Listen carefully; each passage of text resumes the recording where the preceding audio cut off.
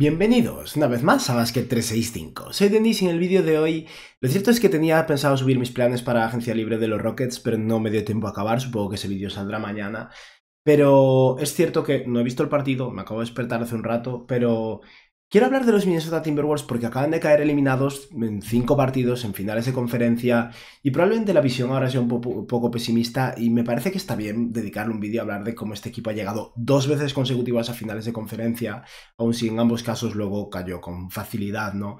Y de cómo el futuro en Minnesota es brillante. Es cierto que hay cosas que trabajar a nivel económico, aún después del movimiento de Karl Anthony Towns que les benefició a largo plazo para hacer el equipo más sostenible.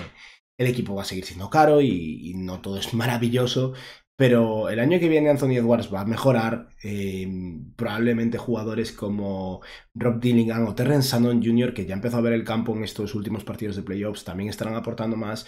Y eso, digamos que estoy contento básicamente con cómo han ido las cosas para los Timberwolves y hay que, bueno, eso, creo que podrían o pueden irse a Cancún con la cabeza alta porque han hecho un muy buen trabajo. Y nada, si estáis aquí me imagino que es porque os interesa la NBA, así que os animo a que suscribáis, dadle like al vídeo, que se agradece un montón, comentadme abajo lo que opinéis. Y vamos a dedicarle entonces unos minutos a los Minnesota Timberwolves. En lo que respecta al partido, lo que decía, no lo he visto, hoy tocaba dormir, me levanté para ir a trabajar, he visto el marcador y ha sido como... Me hubiera gustado que hubiera un partido 6, aparte lo hubiera podido ver, pero creo que los Thunder no lo permitieron, ¿no? Un primer cuarto de 26 puntos frente a 9 de Minnesota, de ahí ya todo se empieza a poner muy complicado. El siguiente cuarto Oklahoma saca otro más 16 y ya está, ¿no?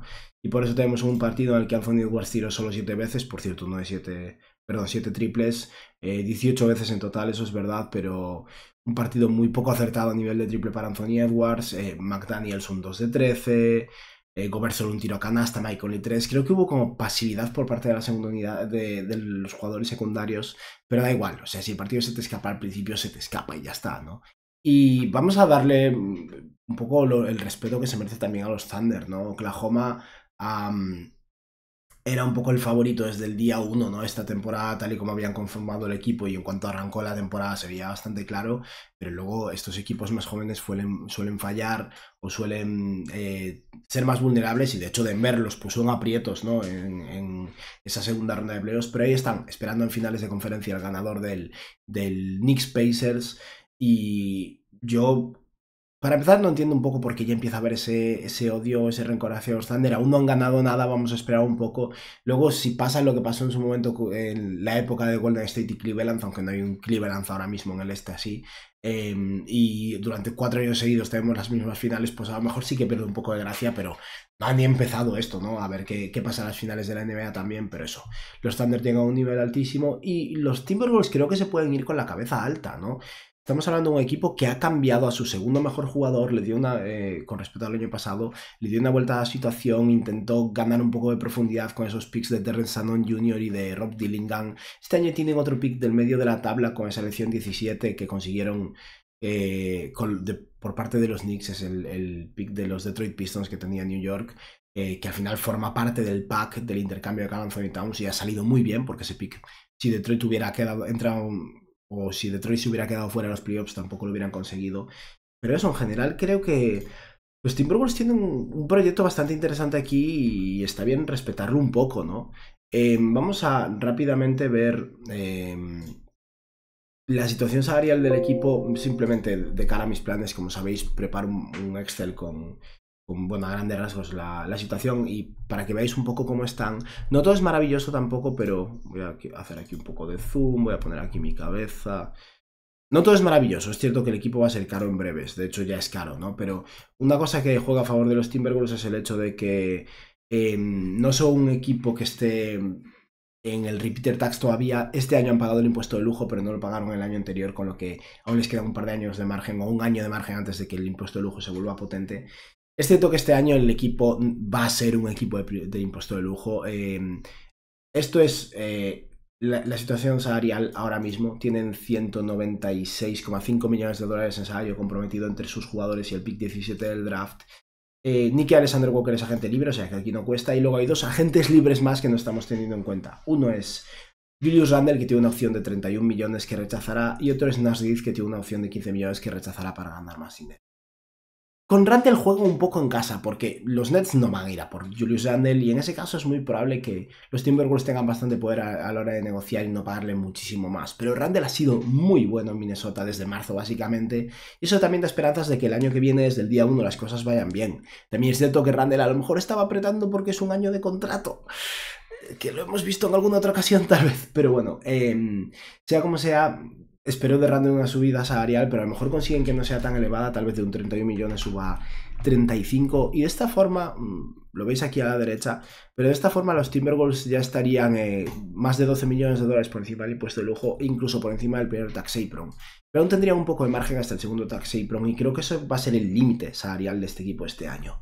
Y ahí entra básicamente en la ecuación Nash Reed o no Nash Reed. Imaginaos que pierde a Nash Reed, que acaba yendo a Brooklyn o algo así. De este modo están incluso por debajo del impuesto de lujo si eliminamos totalmente el salario de Nash Reed.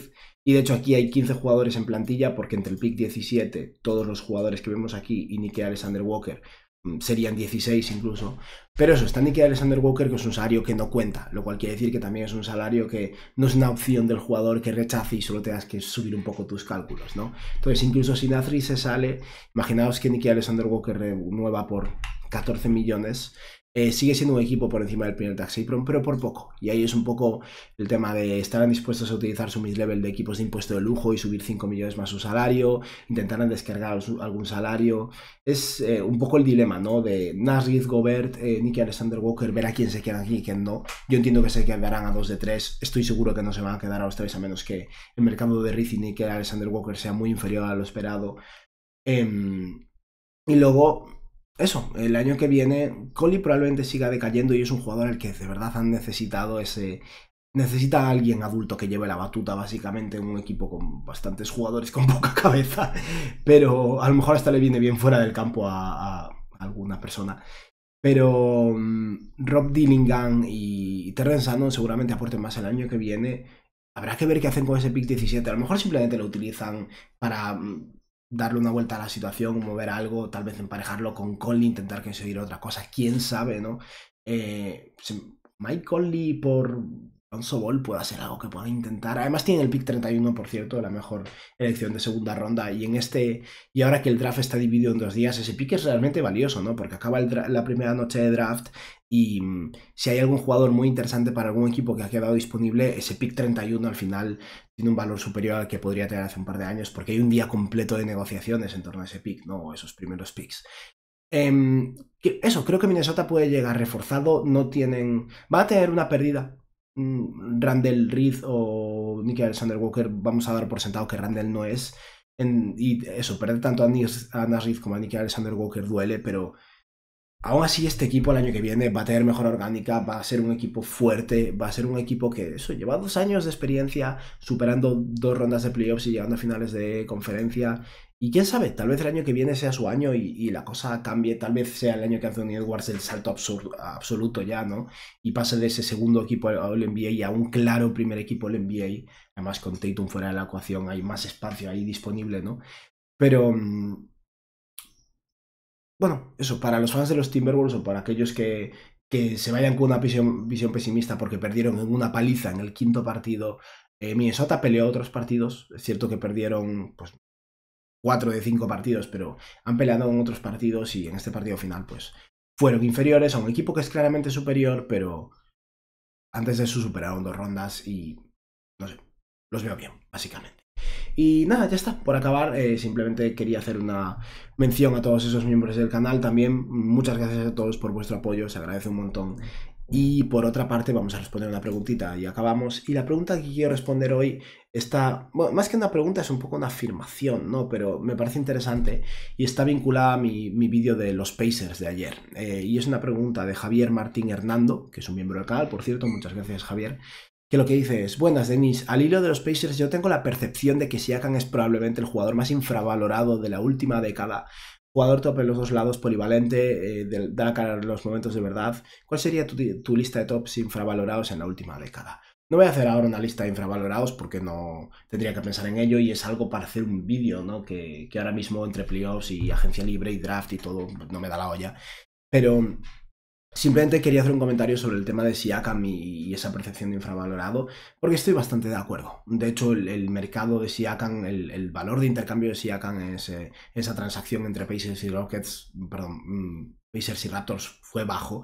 Y es que Siakam es un tío que básicamente fue importante, fue clave o fundamental en ese anillo de 2019, pero no era la estrella ni mucho menos, y se elevó en la etapa posterior de los Raptors. Y los Raptors son un equipo que, pese a estar en una ciudad potente como es Toronto, al estar en Canadá siento que se les presta menos atención, y creo que eso, que Siakam no ha recibido probablemente el cariño que debería y lleva siendo a la pivot top 5 o 6 de la NBA ya unos cuantos años, y sí que es cierto que de hecho, además es un jugador adaptable, ¿no? Que en Toronto hubo un momento en el que fue el número uno y se encargaba el de tirar el carro y no pasaba nada. Y los Raptors tuvieron años competitivos post Kawhi Leonard también. Y estos últimos 2 años en Indiana, pues ha llegado y se ha adaptado a un playmaker de élite absoluta y ha aportado un poco lo que necesita un equipo donde a nivel de esquema ofensivo está cortando mucho más a canasta, está corriendo mucho más en transición, está tirando más triples y está produciendo a un nivel muy alto. Y sí, Siakam es un jugador infravalorado, estoy de acuerdo. No sabría decirte si el más infravalorado de la última década. Hay nombres que nunca reciben respeto, en mi opinión, pero vamos, que sí. Simplemente quería darte un poco la razón porque es cierto que es un jugadorazo y que no se le valora lo suficiente. Y ya está, esto ha sido todo por hoy. Espero que os haya gustado el vídeo. Mañana en un principio subiré mis planes para los Houston Rockets. En caso de que New York gane, genial, tendremos un partido más de finales de conferencia, que si no las dos se acaban en 5 partidos. Si ganan los Pacers haré un pequeño comentario al principio del vídeo a lo mejor. Y nada, esto ha sido todo por hoy. Espero que os haya gustado el vídeo y que tengáis un buen día. Adiós.